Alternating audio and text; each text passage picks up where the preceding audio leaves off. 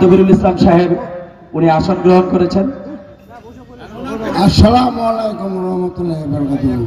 সারের সমস্যা, সার পাওয়া যাচ্ছে না, এর কি কারণ? এখন যান যেটা বস্তা দিলে পারলে না, এবার কি উড়ে সেরে বস্তা সার পাওয়া যায় না। আমাদের এখানে গুডান শান্ত হচ্ছে নেটওয়ার্কিং থেকে কারণটা কি?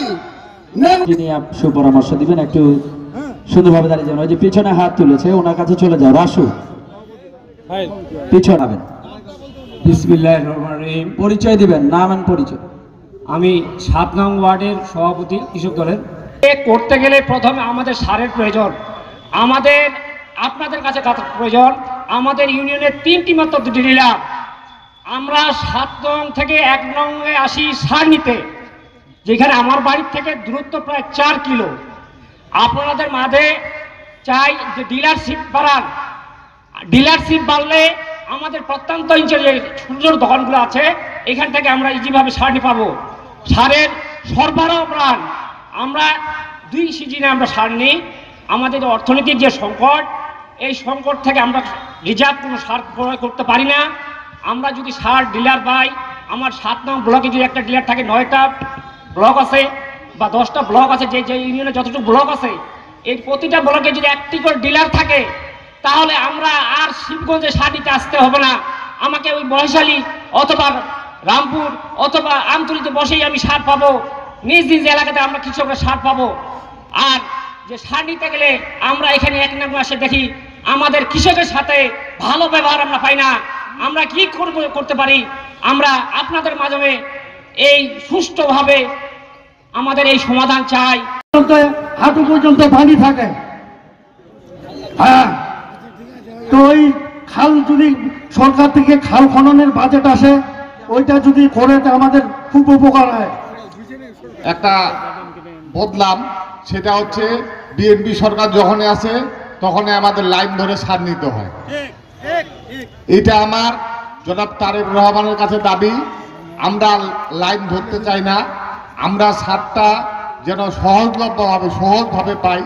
এটার জন্য কি করণীয়, এটা জনাব তারেক রহমানের কাছে আবার বিনীতভাবে দাবি। আমি বিএসের সাথে একটা ছোট্ট একটু সময় নিচ্ছি। একটা বিএসের একটা প্রশ্ন একবার আলোচনায় ওনাকে বললাম যে আমরা যে আলু খেতে জিঙ্ক ব্যবহার করি, এই জিঙ্কটা বলেন তো কোন কোম্পানির ভালো? কথা প্রসঙ্গে বিএস বলল যে ভাই কি বলবো, বাজারে আমরা বেশ কিছু কোম্পানির জিঙ্ক পাঠাইছিলাম, তাতে এক কোম্পানির জিঙ্ক পরীক্ষাগারে দেখা গেছে মাত্র 2% জিঙ্ক পাওয়া গেছে, অথচ প্যাকেটের গায়ে লেখা আছে 36% জিঙ্ক। তাহলে 36% জিঙ্ক মনে করে আমি আলুর ক্ষেতে জিঙ্ক দিলাম, দেখা গেছে আমার আলুর ক্ষেত জিঙ্কেই পাইল না।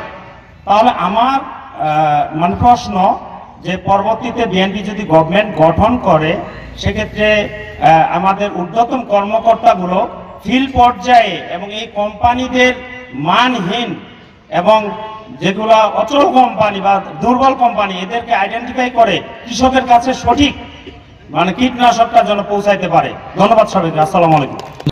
আজকে কৃষকের মাঝে যে আমাদের অনেক 10 নং জামালপুর ইউনিয়নে অনেক সমস্যা, আমাদের সার, তেল, বিদ্যুতের দাম, বিভিন্ন প্রকারের কৃষি সমস্যা, কৃষকের সমস্যা। আমাদের এই আজকে 17 বছর ধরে আওয়ামী লীগ স্বৈরাচার হাসিনা আমাদের এই 10 নং জামালপুর ইউনিয়নের কোনো আওয়ামী লীগের নেতাকর্মী এ পর্যন্ত কোনো আপনার এই সেচ পাম্প থেকে শুরু করে কোনো যান্ত্রিক ধান কাটা মেশিন বা অন্যান্য যান্ত্রিক কৃষকের কোনো দিন কোনো অনুদান রাখে নাই। তাই আমরা কৃষকের ন্যায্য মূল্য, আমাদের ধানের দাম এবং সারের দাম বৃদ্ধি এবং বিভিন্ন রকমের সমস্যার সম্মুখীন আমরা হয়েছি।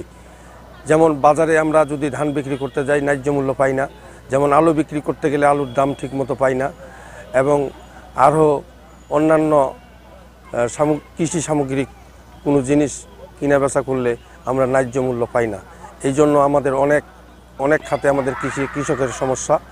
এবং আজকে এই পারপাসে আজকে আমাদের এই কৃষক প্রত্যেকটি ওয়ার্ড ইউনিয়নের প্রত্যেকটি কৃষক ভাইদেরকে এই জামালপুর ইউনিয়ন আলিম মাদ্রাসার মাঠে এনে এদের বিভিন্ন রকমের সমস্যা শেয়ার করি।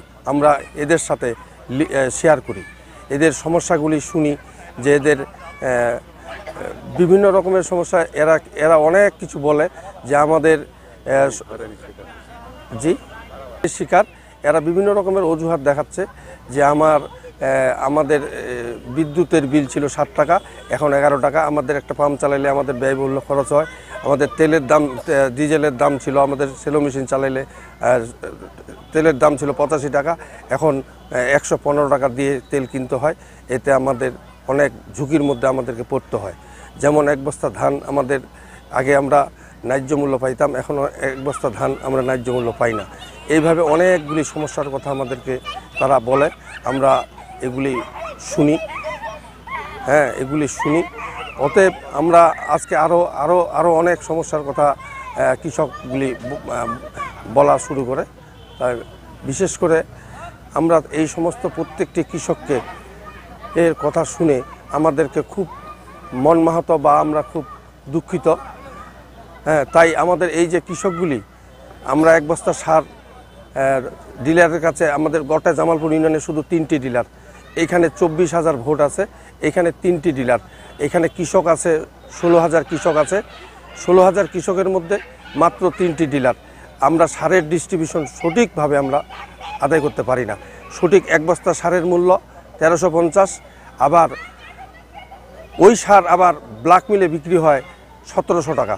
তাই কি কারণ? সরকার সার ওখান থেকে তুলবে, কিন্তু ডিলাররা তুলবে না, 2 নম্বরই ব্যবসা করার জন্য, বেশি দামে বিক্রি করার জন্য মানুষকে, কৃষকদেরকে হয়রানি করাচ্ছে। অতএব এই জিনিসটা আমরা কৃষকের কাছ থেকে শুনেছি, কৃষকের বক্তব্যের মাঝে শুনেছি। আরও এইসব কিছু সমাধান করার জন্য আপনাদের আমি ঊর্ধ্বতম প্রত্যেকেরই কাছে সহযোগিতা, কৃষকের পক্ষ থেকে সহযোগিতার জন্য আমি হাত বাড়াচ্ছি।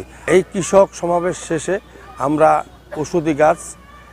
ওষুধি গাছ ও কাঁঠাল, জাতি নিম, আমরা 3000 গাছ আমরা প্রত্যেকটি কৃষকের হাতে দিয়েছি পরামর্শ দেওয়ার জন্য। আর কেউ কিছু বলবেন আপনারা?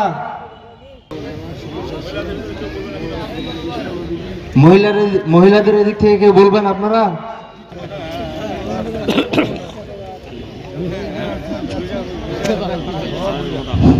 আসসালামু আলাইকুম। আজকের এই বিএনপির আয়োজিত কৃষক দলের সমাবেশের সভাপতি আর বিভিন্ন আমন্ত্রিত